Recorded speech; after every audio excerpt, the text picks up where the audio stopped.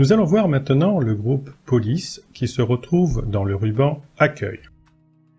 Ce groupe Police se trouve ici, donc à gauche, avec un certain nombre d'éléments déjà posés à l'intérieur du ruban, plus la possibilité d'aller chercher la boîte de dialogue en cliquant sur ce bouton. Ce qui permettra d'avoir dans la boîte un certain nombre d'outils complémentaires.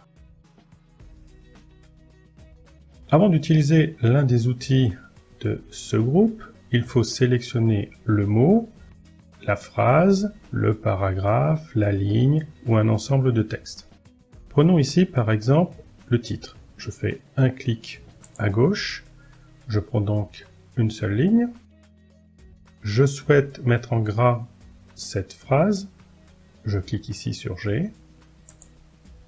Je peux la mettre en italique, la souligner. Je peux agrandir la police directement à partir de la liste déroulante qui est ici, en choisissant exactement la taille de la police et l'écriture de la police. Ici, nous avons du Times New Roman. On peut choisir donc une autre police. Différents exemples se présentent. La taille peut également être modifiée avec ces deux boutons. Je l'agrandis ou je la réduis. Ce bouton va nous permettre de changer la couleur. Si je clique dessus, le titre devient rouge. Mais je peux accéder à une liste déroulante avec un certain nombre de couleurs. Je clique, il est en bleu. Tant que le texte reste sélectionné, il se modifie. Je reclique sur la liste déroulante. Je peux aller chercher l'une des couleurs standards ou une autre couleur. J'ai cette fois-ci une mosaïque qui se présente et je peux cliquer à n'importe quel endroit pour choisir ma couleur. De manière standard, je peux aussi retrouver les alvéoles avec des choix différents.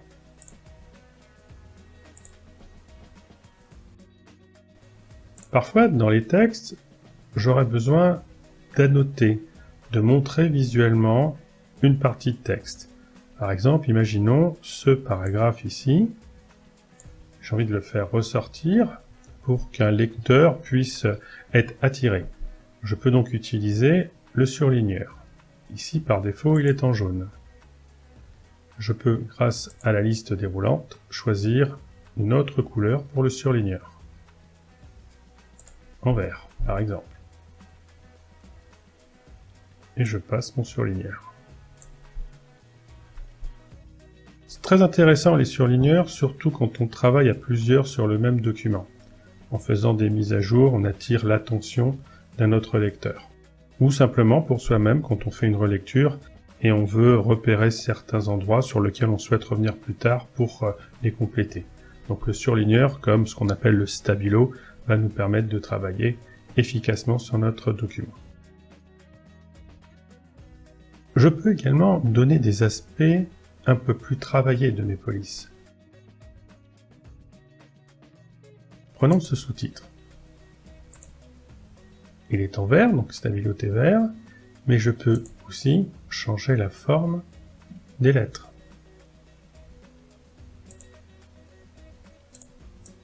Allez, je le sélectionne et je prends les lettres. Donc vous voyez, le fond vert est conservé, l'écriture change de forme à l'intérieur. C'est pas forcément très lisible, c'est pas forcément le choix le plus judicieux. Donc je peux annuler la surbrillance. Je retrouve uniquement l'écriture.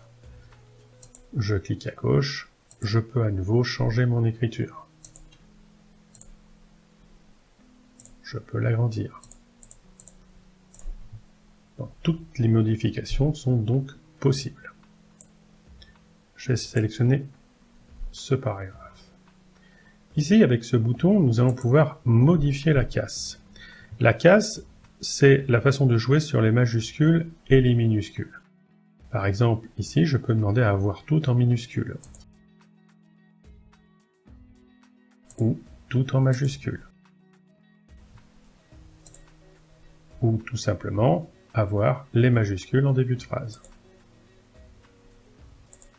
Je peux inverser aussi la casse. Les minuscules deviennent des majuscules et inversement. Plusieurs choix possibles. Le plus standard, c'est quand même d'avoir les phrases en minuscules avec les majuscules en capitales. Nous avons également un outil qui efface toute mise en forme. Simplement en cliquant dessus, on vient balayer son texte ou le sélectionner pour agir dessus.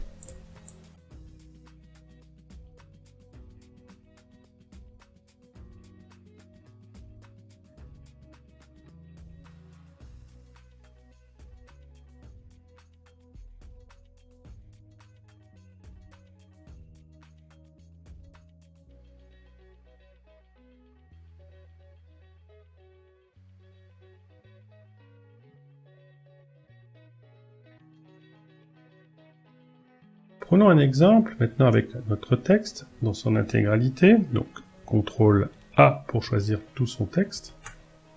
Donc tout le texte est sélectionné. Cette fois-ci, je vais choisir donc la boîte de dialogue, police, et je vais retrouver la police, la taille, le style, les couleurs, mais également plusieurs choix de soulignement, et pas simplement un simple soulignement. Je peux choisir de donner des effets comme barré en exposant, indice. Donc il y a plein de choix possibles directement sur la boîte. On peut également donner une échelle à ces caractères pour agrandir ou réduire l'échelle de visualisation des caractères. On peut aussi espacer d'une manière différente ces textes. Là, je suis en mode normal. Je peux donner un espacement beaucoup plus important à mes mots. Donc ce sont des options qui ne sont pas souvent utilisées, donc c'est vrai qu'on les retrouve dans la boîte de dialogue uniquement. Je peux changer également le décalage de la position, donc ce qui va aérer mon texte. Donc vous voyez, le texte peut être vraiment retravaillé de multiples manières, mais toujours à partir de cette zone qui s'appelle police. Donc avec les outils les plus usuels, c'est ceux qui apparaissent dans le ruban. Sinon, on a également d'autres outils, d'autres options possibles, mais qui sont dans la boîte de dialogue.